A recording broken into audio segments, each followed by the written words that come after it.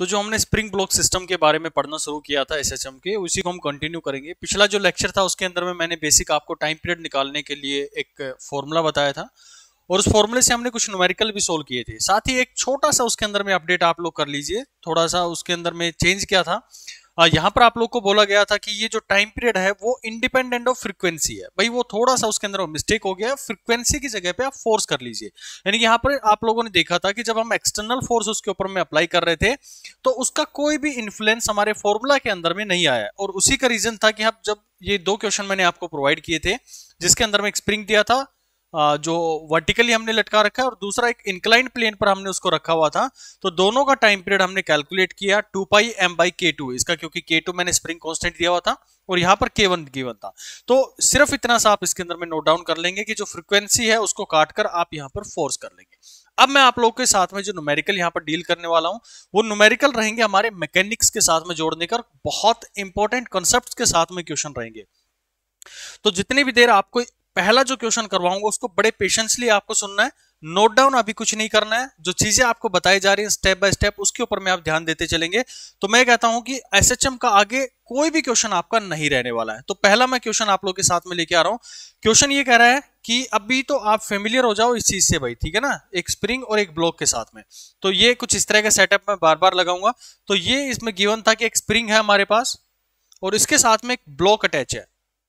Let us suppose इस बड़े block का मास जो है वो हमारे पास में m है, कैपिटल M मैंने यहां पर कंसीडर किया है, और एक बुलेट है यानी कि एक गोली है वो इसकी तरफ में बढ़ रही है जिसकी वेलोसिटी मैंने आपको प्रोवाइड करी है v0 है और इसका मास है वो हमने दिया है छोटा m है, और जो स्प्रिंग यहां पर प्रोवाइडेड है इसका हम मान के चलते हैं कांस्टेंट जो मेरे पास में k है। तो आपसे दो क्वेश्चन इसके अंदर पूछा गया है। पहला तो आपसे पूछता है कि टाइम पीरियड क्या होगा। अब टाइम पीरियड हो क्यों रहा है, क्या आप थोड़ा बहुत इसके अंदर में एक आइडिया लगा पा रहे हैं जो हमने चीजें पढ़ी हैं स्प्रिंग को लेके? तो आप थोड़ा सा इमेजिन करो मेरे साथ में कि मेरे पास एक ब्लॉक है जो कि स्प्रिंग के साथ में अटैच है। जब ये गोली बहुत तेज रफ्तार के साथ में आगे इस ब्लॉक को हिट करेगी यानी कि कोई ना कोई उसके ऊपर में एक फोर्स एग्जर्ट करेगी। जब फोर्स उसके ऊपर में एग्जर्ट होगा तो स्प्रिंग क्या करेगी, खींचेगी। जब वो वहां पर खींच के चली जाएगी एक पर्टिकुलर पोजीशन पर रुक जाएगी, मैक्सिमम एम्पलीट्यूड पर जाकर रुक जाएगी, फिर वो क्या करेगी उसके अंदर में रीस्टोरिंग फोर्स डेवलप हो जाएगी। अब वो रीस्टोरिंग फोर्स वापस उसको लाने की कोशिश करेगी। यानी कि आप ये कहोगे कि मीन पोजीशन के रिस्पेक्ट में या फिर उसके along to and fro motion कर रही है। और जब वहां पर टू एंड फ्रो मोशन होता है तो हम कहते हैं कि वहां पर एक एसएचएम हो रहा है, और एसएचएम हो रहा है तो वहां पर कंफर्म है कि टाइम पीरियड भी हम उसका कैलकुलेट करेंगे कि वो टू एंड फ्रो कितनी देर के बाद में, मतलब अगर मैं एक पोजीशन को कंसीडर करता हूं तो वहां पर वो लौटकर कितनी देर में आ रही है। दूसरा क्वेश्चन इसके अंदर मैं जो पूछना चाह रहा हूं वो ये है कि जब वो गोली उससे टकरा रही है, मतलब अभी स्टेशनरी बिल्कुल रुका हुआ है, मेरा ब्लॉक जो बड़ा एम है वो रुका हुआ है। जब वो गोली आएगी उसको टकराएगी, टकराने के बाद में ब्लॉक खींचता हुआ आगे की तरफ में लेके जाएगा स्प्रिंग को खींच के। तो ये पूछ रहा है कि जो आपने मीन पोजीशन ली है वहां से कितना उसका मैक्सिमम एम्पलीट्यूड रहेगा, यानी कितनी दूर तक वो जा सकता है। तो दो चीजें आप लोग को कैलकुलेट करनी है। हालांकि जो हमारे पास में इसका टाइम पीरियड होगा बिल्कुल सिंपल तरीके से हम निकाल सकते हैं, लेकिन कुछ छोटे छोटे कॉन्सेप्ट मैं आप लोग को देना चाहूंगा यहाँ पर, जो कि मैक्सिमम लोग वहां पर गलतियां कर देते हैं। उन गलतियों से सीखने की हमारी बहुत जरूरत है। तो पहला चीज आप समझो कि जब ये गोली आ रही है इसके पास में तो मैं इसकी ये जो नेचुरल सिचुएशन है वो मान के चल लेता हूं। जब ये गोली इससे जस्ट टकरा रही है उस सिनेरियो की बात करें तो इनिशियल लेवल पर आप देखो तो जैसे ये गोली इसके साथ में टकराएगी तो यहां पर होगा क्या, कुछ इस तरह का एक सिनेरियो बनेगा। ये मेरे पास में मान लेता हूं कि ये नेचुरल पोजीशन है जहां पर ब्लॉक रुका हुआ है, और उसी को मैं अपने कन्वीनियंस के लिए मीन पोजीशन भी कंसीडर कर लेता हूं। बाकी क्वेश्चंस के अंदर में गिवन भी होगी तो कोई इससे घबराने की बात नहीं है। मीन पोजीशन हमारा टारगेट पहला होता है एसएचएम के अंदर में कि हम उस मीन पोजीशन को कंसीडर करें, ठीक है। तो आप ये देखो कि जो ब्लॉक एम है उसकी वेलोसिटी कितनी है इनिशियली, भाई उसकी वेलोसिटी मेरे पास में 0 थी, जो रुका हुआ ब्लॉक है ये, ठीक है। और ये जो गोली है जिसकी वेलोसिटी v है, v0 है, वो आकर इससे टकरा रही है। जब ये टकराएगी इसके साथ तो इसके अंदर में एम्बेडेड होती चली जाएगी, यानी कि इसके अंदर में घुसती चली जाएगी ये। अब टोटल आप मेरे को इस सिस्टम का देखो, ध्यान से सुनना। अब गोली जो मेरे पास में है और जो ब्लॉक है वो दोनों एक दूसरे के साथ में एम्बेडेड हो चुके हैं, एक दूसरे के अंदर में धस चुके हैं, यानी कि वो टोटल अब एक सिस्टम बन गया। फिर से सुनो इस पॉइंट को, पहले गोली थी जो मेरे पास में इसकी तरफ अप्रोच कर रही थी वो, और जो ब्लॉक था मेरे पास में वो एक सिस्टम था। थोड़ी देर के बाद में क्या हुआ, ये गोली जो है वो इस ब्लॉक के अंदर में एम्बेडेड हो गई है, तो ये अपने आप में एक सिस्टम बन गया है, लेकिन बाहर से कोई एक्सटर्नली इसके ऊपर में फोर्स नहीं लगा रहा है। जो मेरे पास में गिवन चीज है वही यहां पर हमारे इस सिनेरियो के अंदर में आ रही है। तो आप ये देखो कि जब ये सिस्टम था मेरे पास में, कोई एक्सटर्नल फोर्स यहां पर नहीं लग रही थी, और गोली इसके अंदर में क्या हो गई है, एम्बेडेड हो गई है, इसके अंदर में जाकर धंस गई है। तो ये टोटल जो इस सिस्टम का मास हो गया वो हो गया मेरे पास में कैपिटल एम प्लस में एम। अभी आपको थोड़ा सा समझ में नहीं आ रहा होगा, लेकिन थोड़ा पेशेंस रखो, अगले स्टेप के अंदर में आपको चीजें क्लैरिटी के साथ में आनी शुरू हो जाएंगी। लेकिन ये कॉन्सेप्ट समझना बहुत जरूरी है कि मेरे पास में एक आइसोलेटेड सिस्टम मैं मान सकता हूं। उस आइसोलेटेड सिस्टम में क्या है, एक बड़ा ब्लॉक है और एक मेरे पास में छोटा ब्लॉक, एक मेरे पास में छोटा ब्लॉक या फिर एक छोटी बुलेट है। यहां पर भी वो ब्लॉक है और मेरे पास में बुलेट है। जब इस सिनेरियो को देखो कि नेचुरल से लेकर जब मैं इनिशियल की तरफ में बढ़ रहा हूं, तो वहां पर मेरी जो इनिशियल सिचुएशन है मैं उसको यहां पर लिखना चाहूंगा। उस इनिशियल सिचुएशन में ये पॉइंट बड़ा क्रूशियल रहने वाला है, इसको आप अच्छे से ध्यान रखेंगे। जो मोमेंटम है वो हमारे पास में कंजर्व रहेगा। कैसे कह दिया जी आपने कंजर्व रहेगा?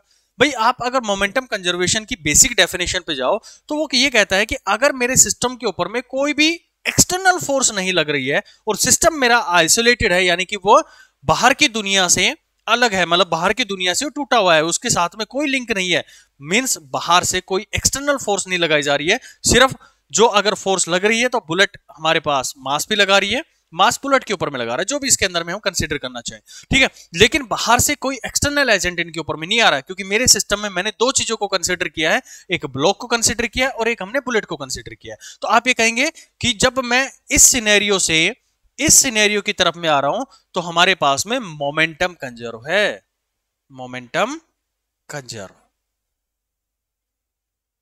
ठीक। अगर मैं एनर्जी की बात करूं तो आप एनर्जी देख पा रहे हैं कि पहले जब सिस्टम ये था, जब बुलेट इसकी तरफ में मूव कर रही थी, तो टोटल सिस्टम की एनर्जी कितनी, half M V not square. और जब ये ब्लॉक इसके साथ में एम्बेडेड हो गया, यानी कि जो बुलेट थी इसके अंदर में एम्बेडेड हो गई है, तो ये सिस्टम की मैं वेलोसिटी मान लेता हूं वी। तो आप यहां पर देखो कि पूरा सिस्टम जो है अब कितनी वेलोसिटी से मूव कर रहा है, इसका पूरा velocity half M V square. तो आप क्या ये देख पा रहे हैं कि जो एनर्जी थी वो पहले थी half M V not square, और जब इसकी मैं बात करूं तो हाफ एम वी स्क्वायर है, यानी कि एनर्जी के अंदर में चेंज आ गया। तो आप ये कहेंगे कि जब ये इनिशियल सिचुएशन में आप देखोगे कहां से जो उसकी नेचुरल सिचुएशन थी वहां से एनर्जी कंजर्व नहीं है। वेरी गुड, कंजर्व नहीं है। क्यों नहीं है भाई? क्योंकि हमें साफ साफ दिख भी रहा है कि उसकी वेलोसिटी के अंदर में चेंज आ गया। अभी आपको समझ में नहीं आएगा कि मैंने ये दो पॉइंट क्यों लिखवाए। अब अगले स्टेप पर देखो, क्योंकि मेरा मेन मोटिव है कि आपको लॉन्ग मेथड से क्वेश्चन सोल्व नहीं करना है, आपको शॉर्टकट मेथड से करना है, लेकिन आपको कम से कम वो अप्रोच तो पता होनी चाहिए ना कि लॉन्ग कट मेथड से कहां से चीजें आई है मेरे पास में। चलो अब देखो फाइनल सिचुएशन की बात करते हैं, बहुत इंपॉर्टेंट सिचुएशन है ये फाइनल पर। जब फाइनल पर मैं बात करूंगा तो ये ब्लॉक जो है वो भाई आगे खिसक कर जाएगा, कंफर्म है, यानी कि अपने मैक्सिमम एम्पलीट्यूड पर चला गया होगा, और एक टाइम ऐसा आएगा कि उसकी वेलोसिटी क्या हो गई होगी, जीरो हो गई होगी। तो मैं उसी सिचुएशन तक इसको लेके चलता हूं। चलो बनाते हैं इसको। ये हमने मान लिया कि मेरे पास में ब्लॉक खिंचकर यहां पर चला गया। अब ब्लॉक यहां पर खिंच के चला गया है, तो ये जो वेलोसिटी होगी इस पॉइंट के ऊपर में किसकी, कैपिटल एम प्लस में एम। इस छोटे एम को मत भूल जाना भाई, क्योंकि बुलेट जो है वो इसके अंदर में एम्बेडेड हो चुकी है। तो टोटल मास मेरे पास में m प्लस एम, यानी कि बड़ा m प्लस में छोटा m ही चल रहा है। समझ रहे हैं बात? सिस्टम मेरे पास में कैपिटल M यानी कि बुलेट और ब्लॉक दोनों बन चुके हैं एक साथ में। तो ये जो मेरे पास में नेचुरल सिचुएशन थी, तो हम मानते हैं कि सिस्टम जो है वो, हम सेंटर टू सेंटर की बात करते हैं, तो ये चला गया मेरे पास में a एम्पलीट्यूड आगे उसकी मेन पोजीशन से या फिर उसकी नेचुरल लेंथ से, क्योंकि हमने सिस्टम जो था नेचुरल लेंथ जहां पर थी वहीं पर हमने मेन पोजीशन मान ली थी भाई। तो वहां से हमने देखा कि ए डिस्टेंस जो है वो अपना चेंज कर गया, इतनी दूरी की तरफ में वो बढ़ गया।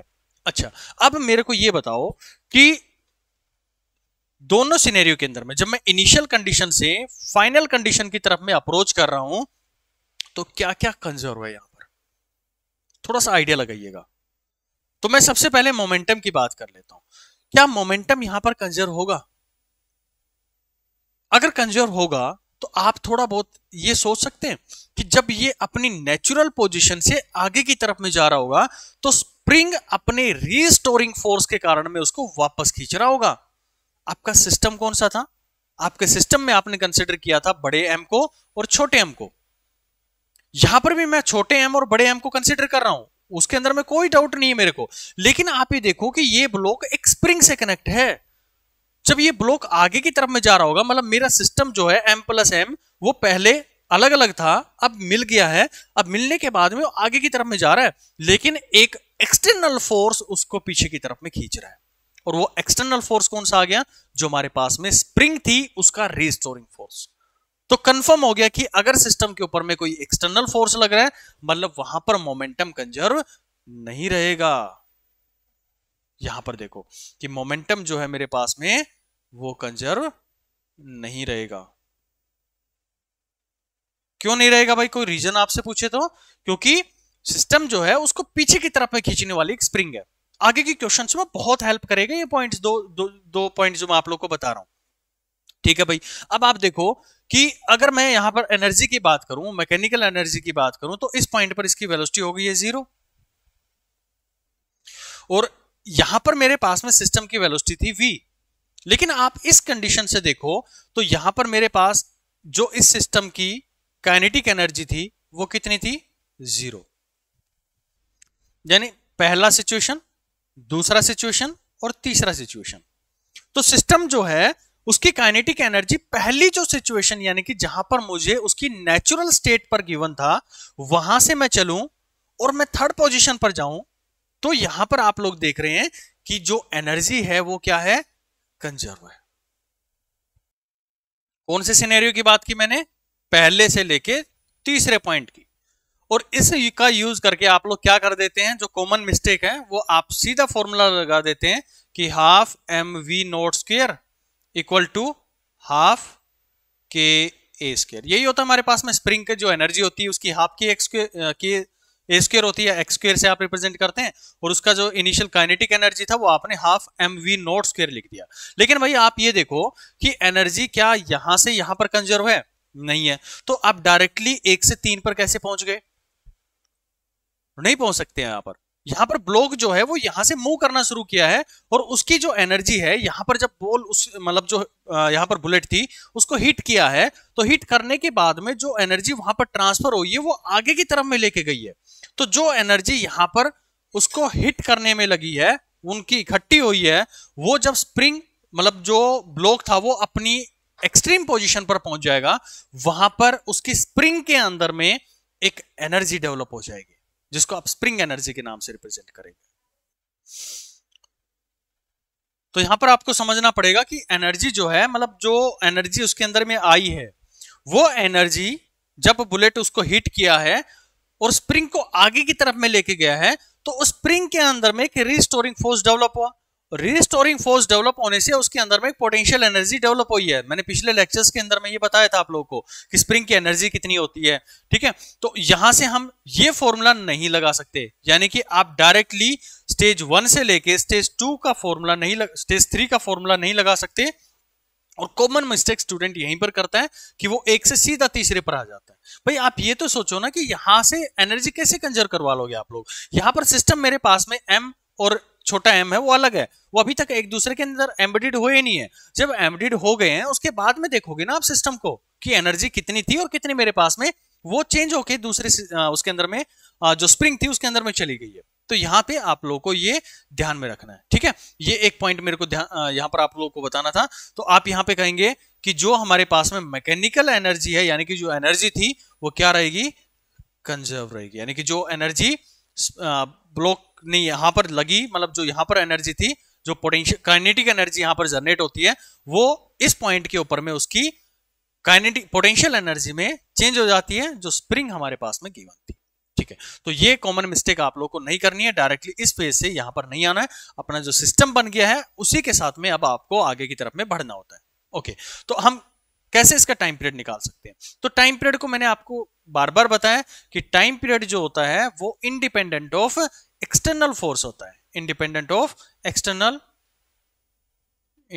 ऑफ एक्सटर्नल फोर्स, यानी कि यहां पर कोई भी एक्सटर्नल फोर्स अगर लग रही है तो उस पर डिपेंड करता ही नहीं है। तो हमें डायरेक्ट उसका फॉर्मूला बताएं, तो डायरेक्ट फॉर्मूले में आप पुट करेंगे T is equal to 2 pi divided by मतलब रूट, तो टोटल मास यहां सिस्टम का कितना है भाई, छोटा m प्लस में बड़ा m, तो टोटल मास हमारे पास में आ गया कैपिटल M प्लस में स्मॉल m, और नीचे क्या आएगा, जो हमारे पास स्प्रिंग का कांस्टेंट था वो स्प्रिंग कांस्टेंट यहां पर आ जाएगा, यानी कि k आ गया हमारे पास। तो this is the time period of this SHM system. Main motive मुझे इस क्वेश्चन के अंदर में आपको टाइम पीरियड निकालना नहीं सिखाना था, मुझे आपको इन दो पॉइंट्स के साथ में फेमिलियर करवाना था कि इनिशियली क्या है और जब हम फाइनल सिचुएशन पर पहुंच रहे हैं तब क्या कंजर्व है और क्या हमारे पास में कंजर्व नहीं है। अब टाइम पीरियड आपने निकाला, अब बात करते हैं एम्पलीट्यूड को लेके। तो एम्पलीट्यूड हमारा मैक्सिमम कितना, यहां से लेके ये ए में एम्पलीट्यूड मैंने आप लोगों को दिखा दिया। तो मैं इसमें क्या हेल्प ले सकता हूं, मतलब क्या मदद हम कर सकते हैं इसके अंदर में। तो आपको एक चीज समझ में आ रही है कि जब आप पॉइंट नंबर 1 से पॉइंट नंबर 2 की तरफ में जा रहे हैं, यानी कि जो इनिशियल सिचुएशन थी, तो वहां पर हमारे पास में मोमेंटम जो था वो कंजर्व रह रहा था। और जब ये पॉइंट था, जब दूसरे सिचुएशन पर आ रहा था, तो वहां पर वेलोसिटी कितनी थी, v वेलोसिटी थी। तो मैं उसी का एक यूज करना चाहूंगा यहां पर कि जब v वेलोसिटी था, मतलब जब मैं मीन पोजीशन की बात करूं, जब उसको हिट किया है, तो वहां पर मेरे पास में सिस्टम की वेलोसिटी मतलब मोमेंटम जो है, टोटल मोमेंटम, वो mv नोट प्लस में छोटे वाले का कैपिटल M इंटू में 0, उसकी वेलोसिटी 0 थी। और दूसरे वाले जब उसको हिट कर गया है ये यहां पर, ये टोटल जो बना मेरे पास में, तो उसका वेलोसिटी कितना आएगा मेरे पास, टोटल वेलोसिटी था मेरे पास में, टोटल मास आ गया कैपिटल M प्लस में m, और यहां पर वेलोसिटी जो थी वो हमने दी थी कि v वेलोसिटी से वो अब मूव कर रहा है। अच्छा, और जब हम यहां पर बात करते हैं इस वेलोसिटी को निकालने की, तो ये वेलोसिटी निकल कर आएगी हमारे पास में m v note divided by m plus में कैपिटल M, और प्लस में छोटा m जो हम यहां पर रिप्रेजेंट कर रहे हैं। लेकिन आपने अगर इक्वेशन जो मैंने आपको 3-4 इक्वेशंस बताई थी, और वहां पर एक चीज और भी बताई थी कि जब हम यहां पर बात करते हैं, जो उसकी मीन पोजीशन पर बात करते हैं, तो सिस्टम की वेलोसिटी मैक्सिमम होती है। आपको याद होगा वो पॉइंट कि जो सिस्टम यहां पर होता है मेरे पास में, उस पॉइंट का जो नेचुरल पोजीशन मतलब जो मीन पोजीशन हम मानते हैं किसी भी SHM की, वहां पर मैक्सिमम वेलोसिटी होती है। और मैक्सिमम वेलोसिटी किसके बराबर में होगी, ये this will be equal to A omega. ए उसका एम्पलीट्यूड होता है और ओमेगा जो उसकी एंगुलर फ्रीक्वेंसी की टर्म में हम उसको रिप्रेजेंट करते हैं। ठीक है, अब आपको क्या करना है, यहां से अपनी वेलोसिटी निकाल लेनी है, मतलब वेलोसिटी आप यहां पर इसको डायरेक्टली ये रिप्रेजेंट कर रहे हैं ए ओमेगा, क्योंकि मैक्सिमम वेलोसिटी हम लेके चल रहे हैं, क्योंकि v जो है वो कहां पर है, जो उसका सेंटर था, यानी कि जहां पर उसकी मेन पोजीशन थी वहां पर वो वेलोसिटी थी, तो मैंने उसी वेलोसिटी को यहां पर यूज कर लिया है। तो अब कुछ नहीं है, मैथमेटिक्स से simple, M V naught divided by m plus में m, और a ओमेगा की वैल्यू हमारे पास में कितनी आती है भाई, यहां पर आप लोग रख देंगे 2 पाई डिवाइड बाई टी की टर्म में लिख देंगे। तो टी की वैल्यू आपने निकाल ली है, वो रखेंगे, और ये आप इसको सोल्व करेंगे तो आपके पास में एम्पलीट्यूड की वैल्यू निकल कर आ जाएगी। तो ये कुछ इस तरह का आपके पास में रिजल्ट मिलेगा। मैं एक बार नोट कर देता हूं, एक बार आप लोग क्रॉस चेक जरूर कर लेना कहीं अगर गलत है तो। ठीक है, बस इसमें करना कुछ नहीं है, सिंपल टर्म्स को इधर उधर लेके जानी है, ये आपके पास में एम्पलीट्यूड आने वाला है। ठीक है, कोई भी चेंज होता आप मेरे को जरूर बता दीजिएगा। जहां तक मैंने सोल्व किया है इसका यही आंसर आप लोगों के पास में आना चाहिए। वैसे टर्म्स को क्या करना है, टी जो आपने निकाला था ना भाई, टाइम पीरियड निकाला था, ये टाइम पीरियड था ना आपके पास में, उसको यहां पर रख देना है, उसकी वैल्यू आपने रख दी है। 2 पाई यहां पर आएगा, 2 पाई इसके नीचे आएगा, 2 पाई ये करके, और 2 पाई से 2 पाई कैंसिल हो जाएगा, आप डायरेक्टली उसके एम्पलीट्यूड को निकाल सकते हैं। इसमें आपको की पॉइंट क्या ध्यान रखना था कि जब भी आपको एम्पलीट्यूड के बारे में पूछा जाता है तो हमेशा आप बात करेंगे उसकी मीन पोजीशन को लेकर, कि मीन पोजीशन के ऊपर में उसकी वेलोसिटी कितनी है, यानी कि वेलोसिटी, या फिर कहें कि मीन पोजीशन पर मैक्सिमम वेलोसिटी होती है सिस्टम की। एक SHM जो होता है उसकी मैक्सिमम वेलोसिटी उसके मीन पोजीशन पर होती है। तो ये क्वेश्चन आप लोगों का यहां से आप सोल्व कर सकते हैं। ठीक है, अब एक शॉर्ट ट्रिक और मैं आप लोगों को बता देता हूं कि अगर आपको थोड़ा सा फेमिलियर है एनर्जी को लेकर, तो एनर्जी कंजर्वेशन रूल आप लगा सकते हैं। आपने यहां से यहां तक का मोमेंटम के थ्रू निकाल लिया इसका एम्पलीट्यूड। मैं एक तरीका और आपको बताता हूं, वो तरीका आपका एनर्जी कंजर्वेशन का। तो एनर्जी कंजर्व थी कहां से कहां तक, मेरी 2 पॉइंट से 3 पर जब जा रहा था तो वहां पर एनर्जी हमारी कंजर्व थी, तो मैं इसका यूज कर सकता हूं। तो बताओ मेरे को यहां पर एनर्जी कितनी सिस्टम की, हाफ m प्लस में m इंटू में v स्क्वायर काइनेटिक एनर्जी उसके पास में, और जब ये अपनी एक्सट्रीम पोजीशन पर चला जाएगा तो वहां पर उसके पास में कौन सी एनर्जी, वेरी गुड, उसके पास में पोटेंशियल एनर्जी है स्प्रिंग के अंदर में, क्योंकि वो जो एनर्जी थी वो खिंचाव में चली गई है, जो स्प्रिंग खिंची है ना, तो उसकी पोटेंशियल एनर्जी में स्टोर हो गई, वो उसको पीछे की तरफ में खींच के लाएगा। तो यहां से आप डायरेक्टली वो भी यूज कर सकते हैं, पॉइंट नंबर 2 से 3 पर डायरेक्टली आप जंप कर सकते हैं, क्योंकि हमें कंजर्वेशन रूल का मतलब जो लॉ है उनका यूज करना है। इसीलिए मैंने आपको ये जो 2 पॉइंट है ना शुरू में जो आपको डरावने लग रहे थे, इनसे फेमिलियर करवाया। इनसे फेमिलियर हो गए तो समझ लो एसएचएम के क्वेश्चन आपको चुटकियों में उड़ेंगे। पहले में मोमेंटम आपको पता होना चाहिए कि कंजर कहां से कहां तक है, आप डायरेक्टली वहां से निकाल सकते हैं। दूसरा, आपको तरीका पता होना चाहिए कि आप एनर्जी कहां से कहां कंजर्व है, वो तरीका आपको पता है तो आप इजीली उसको भी निकाल सकते हैं। ठीक है, तो मैंने दूसरा तरीका यहां पर यूज किया, तो मुझे पता है कि half small M capital M V square, और कहां तक जाएगा ये सिस्टम जो है वो खींच के जाएगा, उसकी पोटेंशियल एनर्जी में स्टोर होगा ए स्क्वायर के अंदर में। बस अब क्या है, इसके अंदर में सोल्व करो, 2 से 2 कैंसिल हो गया, आप ये सारी कैलकुलेशन करेंगे, ए जो वी जो मेरे पास में है वो ए ओमेगा आ जाएगा। ठीक है, तो यहां से आप उसकी कैलकुलेट इसके अंदर में कर लेंगे। ठीक है, ये कि एक्स आप इसको मान के चलेंगे जो भी था हमारे पास में, यानी कि इन जो एक्सट्रीम पोजीशन है वहां पर अपनी एनर्जी को आप कैलकुलेट कर सकते हैं इजीली। तो ये एनर्जी का रूल यूज करके भी आप अपने इसके एम्पलीट्यूड को निकाल सकते हैं। चलिए नेक्स्ट क्वेश्चन करते हैं। नेक्स्ट क्वेश्चन भी ऐसा ही है, मतलब बुलेट और जो मैकेनिक्स है उसी को जोड़ता हुआ क्वेश्चन कुछ इस तरह से गिवन था कि ये हमारे पास में एक रिजिड सरफेस है और इससे मैंने एक स्प्रिंग को लटका दिया है और स्प्रिंग के साथ में एक ब्लॉक को लटका दिया है। बहुत अच्छा क्वेश्चन है ये, जिसका मास मैंने दे दिया कैपिटल एम। अच्छा जी, अब एक बुलेट है, बुलेट को यहां पर लेके आएंगे जिसका मास मैंने आपको प्रोवाइड किया है स्मॉल एम। स्मॉल एम इसका मास है और इसकी वेलोसिटी जो आपको प्रोवाइड करी गई है वो v नॉट है। स्प्रिंग कांस्टेंट हमारे पास में k है। अभी भी आपको वही बताना है सिस्टम का, क्या क्या बताएंगे कि जो हमारे पास में सिस्टम है, जब ये इनिशियली मतलब जो आपको गिवन है सिचुएशन, वहां पर सिस्टम जो है वो एक इक्विलिब्रियम कंडीशन के अंदर में है।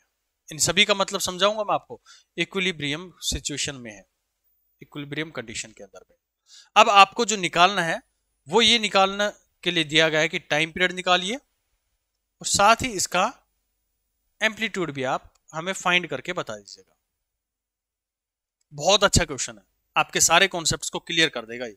जो अभी तक आप लोगों को एसएचएम को लेके थोड़ा सा डर बैठा हुआ है, सारे कॉन्सेप्ट यहां पर क्लियर करेगा। आप थोड़ा सा टाइम लीजिए, इस क्वेश्चन को सोल्व कीजिएगा। तो भाई हो गया होगा सोल्व आप लोगों का ये क्वेश्चन, नहीं हुआ है तो थोड़ा सा आप इधर ध्यान दीजिएगा। ठीक है, मैं थोड़ा सा बेसिक के साथ में इसको सोल्व करने की कोशिश करूंगा, थोड़ा एक एक चीजों को जोड़ता हुआ चलूंगा इसके अंदर। इनिशियली आप ये मानो कि जब ये सिनेरियो लिया गया होगा, एक स्प्रिंग ली गई, एक ब्लॉक लिया गया एम मास का, तो सबसे पहले मैं एक स्प्रिंग बना लेता हूं। यहां पर हमने एक स्प्रिंग डिजाइन कर ली है। चलो जी, ये हमारे पास में स्प्रिंग आ गई है कुछ इस लेंथ की, ये मेरे पास में स्प्रिंग थी, यानी कि ये जो लेंथ आप लोगों को दिख रही है ना यहां तक की, ये जहां तक मैंने इसको लगाया है, तो आप ये कह सकते हैं कि ये जो लेंथ है ये इसकी नेचुरल लेंथ है। क्या मैं इसको नेचुरल लेंथ मान सकता हूं? यानी कि स्प्रिंग अपना इतना लटक सकती है जब तक मैंने उसके ऊपर में कुछ भी नहीं डाला है। ठीक है, अब जो मेरे पास गिवन क्वेश्चन है उसके अंदर में एक मास m इसके साथ में सस्पेंड कर दिया गया। अब इसके साथ में क्या करते हैं कि ब्लॉक जो है उसको हम सस्पेंड कर देते हैं। तो जब ब्लॉक इसके साथ में लगा दिया तो जाहिर सी बात है कि वो ब्लॉक जो है स्प्रिंग को नीचे की तरफ में खींचेगा। ध्यान से सुनना इस पॉइंट को, पिछले क्वेश्चन से अलग है ये भी स्प्रिंग ब्लॉक का। पिछले में क्या था, हमने हॉरिजॉन्टल रखा हुआ था तो वो स्टेबल था, मतलब वही उसकी नेचुरल पोजीशन थी, वही उसकी मेन पोजीशन थी। लेकिन यहां पर आपको थोड़ा सा समझना पड़ेगा, थोड़ा सा दिमाग मतलब जोर डालना पड़ेगा। क्वेश्चन ये कह रहा है कि अब आपका जो सिस्टम है वो कुछ इस तरह का बन जाएगा कि इसके साथ में एक ब्लॉक लगा दिया जाएगा, और जब भाई ब्लॉक लगा दोगे तो स्प्रिंग जो है वो थोड़ी सी सस्पेंड मतलब थोड़ी सी एक्सपेंड करेगी, और जो स्प्रिंग है वो थोड़ा सा नीचे चली जाएगी। यहां पर थोड़ा सा इसको और छोटा कर देते हैं, इतना नीचे चली गई है। तो ये जो पॉइंट है जहां पर आपने ब्लॉक उसके साथ में सस्पेंड कर दिया है, ये ब्लॉक जो था वो m मास का आपने सस्पेंड कर दिया है। तो ये पोजीशन क्या रहेगी अब इस सिस्टम की, इस सिस्टम की ये अब क्या रहने वाली है, मीन पोजीशन। क्योंकि वो जब आपने ब्लॉक, क्योंकि सिस्टम में क्या है मेरे पास में, ध्यान से सुनो, एक स्प्रिंग है और एक मेरे पास में मास है। जब आप उस स्प्रिंग के साथ में मास को लटका दिए हैं तो वो जो सिचुएशन जाकर बनेगी वो उसकी मीन पोजीशन बन जाएगी। तो ये हमने बना दिया मीन पोजीशन। और जो मीन पोजीशन है वो नेचुरल लेंथ से कितनी दूरी पर आ गई है। तो आपको एक फॉर्मूला याद है कि mg इक्वल टू के एक्स के बराबर में हमने रखा था। जो मास हमने लटकाया है वो के एक्स के बराबर, मतलब वो रिस्टोरिंग फोर्स उसके अंदर में डेवलप कर रहा था। तो एक्स में निकाल सकता हूं कि ये जो दूरी है नीचे कितनी चली गई है भाई, ये दूरी चली गई है एक्स, और एक्स की वैल्यू यहां से आ गई हमारे पास में capital M G divide by के इसके कांस्टेंट है भाई, ये आप लोग नोट कर लेंगे। तो के आ गया, यानी कि ये जो दूरी है मेरे पास में एक्स, वो मीन पोजीशन कितनी दूर है अपनी नेचुरल लेंथ से, तो कैपिटल एम जी बाई के। इसमें तो आपको कोई परेशानी नहीं होनी चाहिए। अब सिनेरियो सुनो, अब सिनेरियो ये कह रहा है कि जो बुलेट है ना भाई वो आकर इससे टकरा रही है। तो तीसरे केस के अंदर में क्या हुआ, जब बुलेट इससे टकराएगी तो ये टोटल मास जो है सिस्टम का वो क्या हो जाएगा, बढ़ जाएगा। और वो बढ़ने के बाद में कितना हो गया, वो कैपिटल एम प्लस में छोटा एम, ये हमारे पास में हो गया। टकराने के बाद में वो सिस्टम जो है वो नीचे की तरफ में चला गया। कहां से, जो इसकी मीन पोजीशन थी वहां से और नीचे की तरफ में चला गया। तो मीन पोजीशन से कितना गया, ये इतनी दूरी पर नीचे चला गया। तो मैं कितना निकालूंगा इसको, तो यहां से कितनी दूरी पर था ये भाई, जो इसकी नेचुरल लेंथ थी, तो नेचुरल लेंथ तक इसको नीचे लाने वाला कौन, कैपिटल एम था। और फिर ये नीचे और आ गया है, उसकी मीन पोजीशन से भी नीचे आ गया है, यानी कि यहां पर जो दूरी बन रही थी कैपिटल एम जी बाई के बन रही थी, और ये जो नीचे गया है अपनी और डिस्टेंस जो कवर करी है इसने वो स्मॉल एम जी बाई के करिए। यानी कि टोटल अगर आप नेचुरल लेंथ से देखोगे तो नेचुरल लेंथ से टोटल जो इसका डिस्प्लेसमेंट आया दैट इज एम प्लस में एम छोटा एम जी बाई के, इतना ही तो आया उसका एक्सपेंडिशन, जितना जो डिस्टेंस यहां पर लिया है x1 प्लस में x2, तो टोटल ये आया मेरे पास में। लेकिन दोनों आए कहां से वो समझना जरूरी है आप लोगों को। पहला तो किस वजह से आया, जब ब्लॉक आपने लटकाया तो अपनी नेचुरल पोजीशन से वो नीचे आ गया, फिर वो बुलेट उसके अंदर में एम्बेडेड हुई है जाके, तो बुलेट एम्बेडेड होने से वो और ब्लॉक के ऊपर में फोर्स लगाएगी और नीचे की तरफ में आ जाएगा, टोटल मास उसका बढ़ गया, नीचे की तरफ में आ गया। तो वहां पर उसके अंदर में एक्सपेंडिशन जो आएगा, एक्सपेंशन जो आएगा एम जी बाई के का आएगा। लेकिन इन सब के बीच में ना एक इंटरमीडिएट स्टेट और थी जो कि हम यहां पर छोड़ चुके थे। वो इंटरमीडिएट स्टेट ये थी कि जब ये गोली इसके पास में आ रही है, जब इसको हिट करेगी, जब ये ब्लॉक हमारा कहां पर है, मीन पोजीशन पर है, जो उसकी मीन पोजीशन थी वहां पर है, तो ये ब्लॉक पर क्या करेगा, कैपिटल एम और स्मॉल एम दोनों इसके पास में आ गए, दोनों हिट करेंगे इसको, मतलब जो एम्बेडेड हो जाएंगे, गोली इसके अंदर में एम्बेडेड हो गई है। तो टोटल एक सिस्टम बन गया मेरे पास में कैपिटल एम प्लस में एम का, और वो सिस्टम अगली स्टेज में नीचे की तरफ में चला जाएगा। लेकिन आप जस्ट गोली उससे टकरा रही है, जैसे आपने एटम बम वगैरह के क्वेश्चन पढ़े थे ना कि मोमेंटम वहां पर क्या होता है, एमजी का भी इफेक्ट आता है इसके अंदर में। क्योंकि आप किसी के दिमाग में आना चाहिए कि जब मेरे पास में सिस्टम में यहां से यहां तक जा रहा हूं तो ये सिस्टम के अंदर में एक्सटर्नल फोर्स बढ़ गया, किसकी वजह से, स्मॉल एम की वजह से। लेकिन हम इन क्वेश्चंस को जो छोटा एमजी के अंदर में डेवलप होता है उसको हम नेग्लेक्ट कर सकते हैं, जैसे हमने एटम बम वगैरह के क्वेश्चंस के बारे में बात करी थी। तो ये छोटा एम ज्यादा इंपैक्ट इसके ऊपर में नहीं डालेगा, यानी कि कोई एक्सटर्नल फोर्स यहां पर जनरेट नहीं हुई है बिकॉज ऑफ एमजी।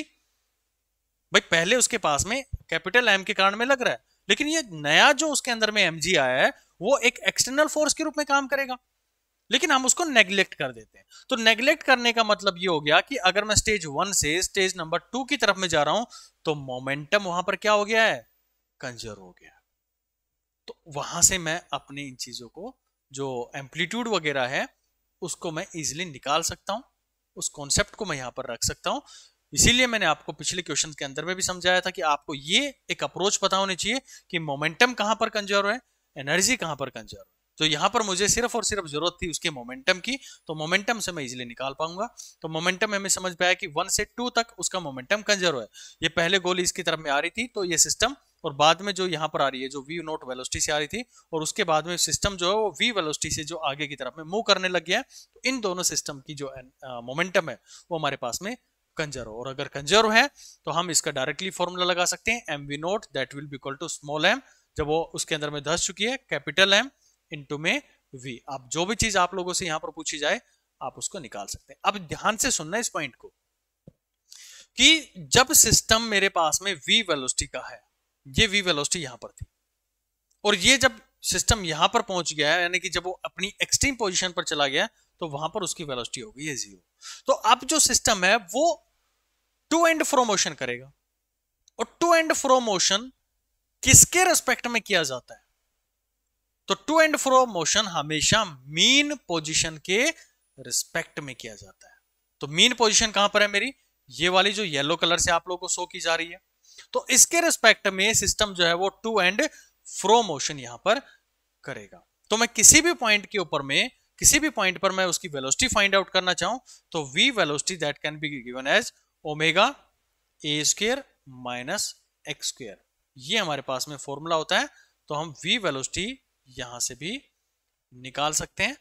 एम्पलीट्यूड पूछे, किसी भी डिस्टेंस के ऊपर में अगर वो वेलोसिटी पूछे या v पूछे मेरे से, तो हम इजीली इसको यहां पर कैलकुलेट कर सकते हैं। और ध्यान रहे कि ये हम किसके रिस्पेक्ट में हम देखते हैं, ये सारा का सारा हम जो हमारी मीन पोजीशन होती है उसके रिस्पेक्ट में हम कैलकुलेट करते हैं। तो ये x डिस्टेंस कहां से किससे दूरी है, जो हमने मीन पोजीशन ली है वहां से दूरी ली जाती है।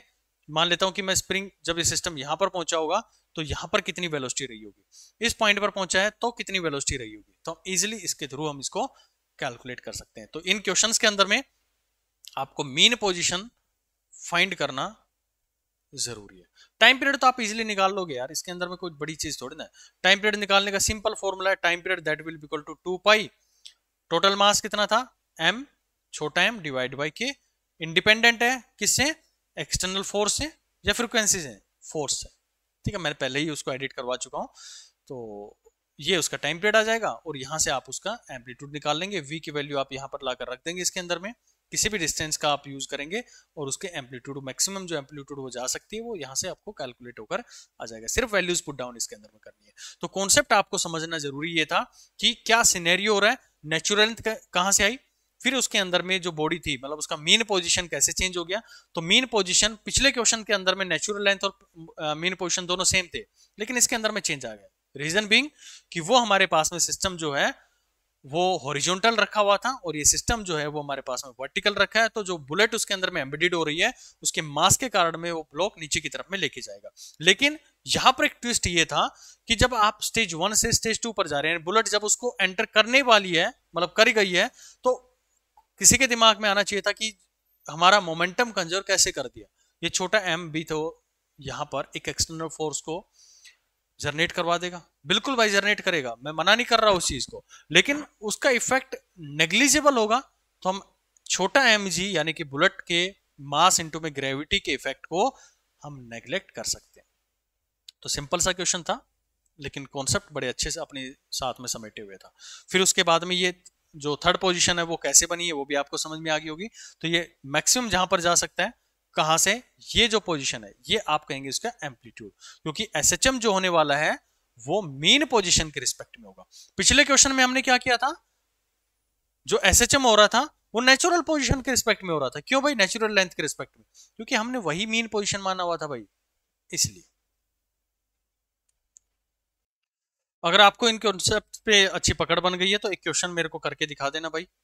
क्वेश्चन ये है, थोड़ा सा उल्टा मैं क्वेश्चन आप लोग को दे रहा हूं कि ये रिजिड सरफेस है, यहां पर एक स्प्रिंग लगा दी गई है, एक स्प्रिंग यहां पर लगा दी गई है, और इसके ऊपर में एक ब्लॉक रख दिया गया है एम मास का, कैपिटल एम मास है या स्मॉल, दोनों स्मॉल ही दे देंगे चलो। ये एम मास है, और इसके ऊपर में एक और मास मैंने रख दिया जिसका भी मास है मेरे पास में स्मॉल एम। अब इसको क्या किया गया है, इस पूरे सिस्टम को एक्स कंप्रेस किया गया, यानी पूरा जो सिस्टम है उसको एक्स डिस्टेंस नीचे की तरफ में कंप्रेस किया गया, कंप्रेस्ड एंड रिलीज्ड, यानी कि जो सिस्टम था उसको नीचे की तरफ में दबाया, दबा के मैंने उसको छोड़ दिया। तो आपको समझ में आ रहा होगा कि वो एसएचएम कर रहा होगा, नीचे वाला ब्लॉक जो स्प्रिंग के साथ में कनेक्ट है, ऊपर वाला सिर्फ उसके ऊपर में रखा गया।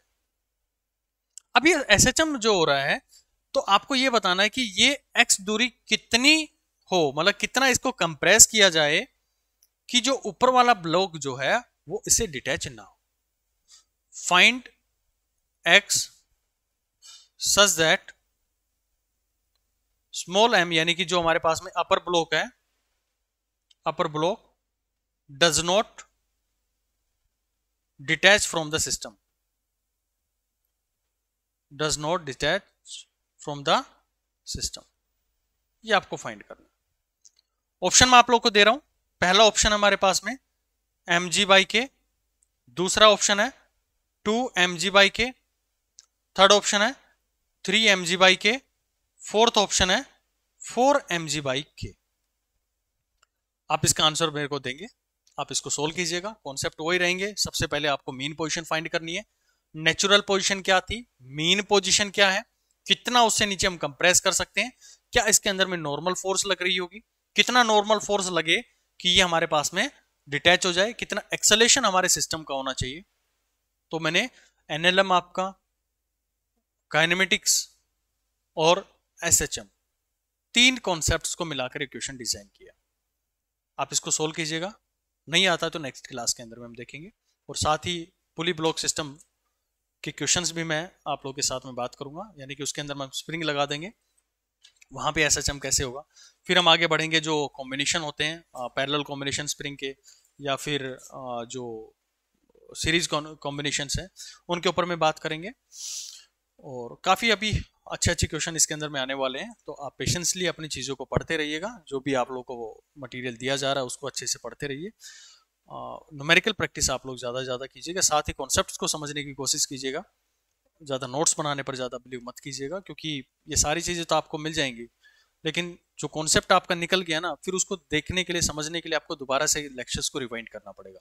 तो नहीं चाहता कि मैं उन्हीं चीज़ों को बार बार रिपीट करें। आप लोग एक बार तैयारी करो और उसी के अंदर में अपना सिलेक्शन लो। तो आज की जो क्लास थी उसके अंदर में ये दो कॉन्सेप्ट्स को मैंने समझाने की कोशिश करी आप लोगों को, कि इनिशियल कंडीशन मतलब जो मोमेंटम कहाँ पर कंजर्व होता है, एनर्जी कहाँ पर कंजर्व होती है, और उनका यूज करके हम क्या चीजें फाइंड आउट कर सकते हैं।